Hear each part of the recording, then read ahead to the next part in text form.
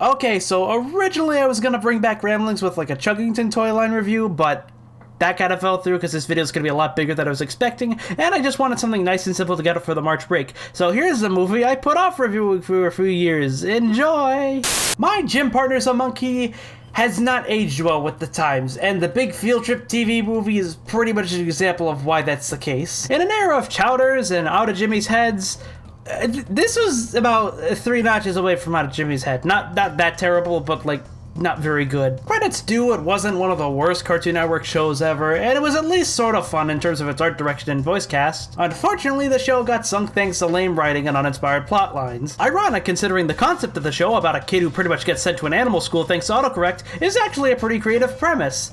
If only the plots were just so forgettable, even though I watched a bunch as a kid. But I'm choosing to talk about the TV movie that the show did, mostly because, well, this is kind of a good example of a TV movie from that point when TV movies were big that didn't end up going so well. Nick and Disney are getting profit from the TV movie business! Harold, give every show we've got that's making decent ratings a TV movie! The end result were a couple of TV movies that actually were pretty good, and then some eggs that weren't exactly all that good.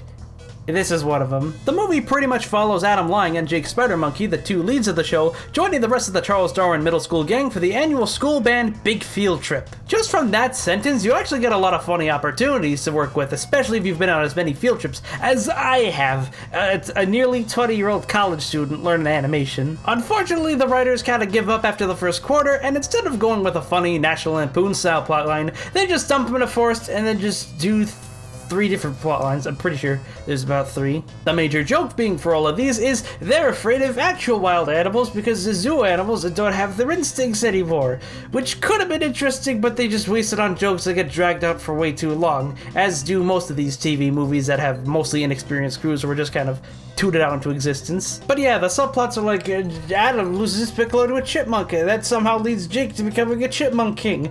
The 4 characters are actually funnier than the main leads. They get into a Lord of the Flies thing, which they allude to, and then the teacher's doing stuff, and then Adam, like, literally the last quarter of the movie, he encounters some bears, and then stuff happens, and bleh. I probably shouldn't have recorded this while I had a cold.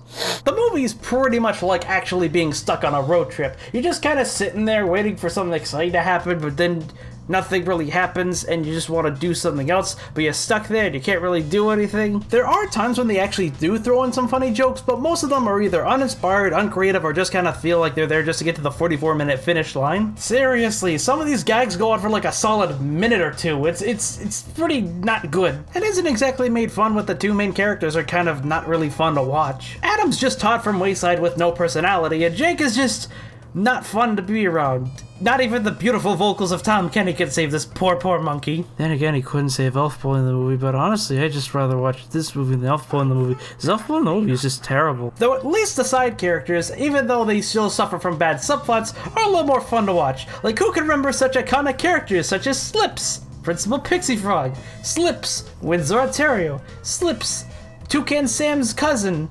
Slips, Jeffrey the Giraffe's sister, and Slips. Okay, the point is, Slips the best character. You can't argue. Slips is just the greatest of them. Even the animation just kind of leaves me feeling, which sucks because the movie is actually kind of nice to look at times. The character designs are all spot on and the backgrounds are just beautiful to look at, and rightfully so, because they won an Emmy. Yes, this TV movie is somehow an Emmy Award winner. I don't know how. Wait, I do know how. Why am I acting like I don't know how? That's kind of redundant. But the actual character animation is just kind of like Family Guy, but not as bad as Family Guy. There's some funny poses here and there, but it's mostly just very generic and uninspired poses that they just kind of pull out every now and then. Though I probably shouldn't complain because I'm a first-year animation student, so I'm still kind of a baby. I am but a beginning bub in the world of animation. But then again, this movie spoils its ending through a freaking who's on what routine, so I don't know. Yeah, spoilers if you actually wanted to watch this movie. The Big Field Trip is to a big field. You get it? It's a big field trip. Also, this ending confuses me because most of the movie is just kind of like, oh, the piccolo causes the animals to go to sleep because real instruments put them to sleep. But at the end, it's like they still kind of have instruments.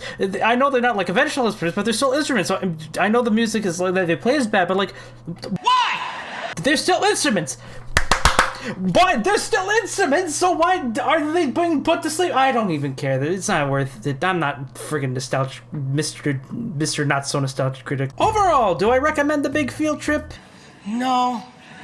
It's far from worst TV movie ever territory, but it's not really worth your time or effort. It's not even so much a so bad it's good TV movie, it's just kind of like your average, not very good, dragged out, pretty much just pumped out for the sake of advertising TV movie that seemed to be pretty common during this time period. If you want to watch My Gym Partner's a Monkey though, then I would recommend you go ahead and check out My Gym Partner's a Podcast, which pretty much has like the whole first season done so far. So if you want to get a pretty basic idea of watching the show while having some fun watching the show, then go watch that instead. I cannot wait for them to give their thoughts on this movie, and also the other hour-long special that wasn't advertised as a movie, but was still kind of a movie anyway, Animal School Musical, which is actually a little bit more memorable. But anyways, that's enough Gym Partner for the day. I'm Milan, thanks for watching, and maybe more rambling soon. Let's see how this one does, folks. Well, the chugging one's also got to come out, so you guys are gonna like have to see that soon. Anyway, see ya.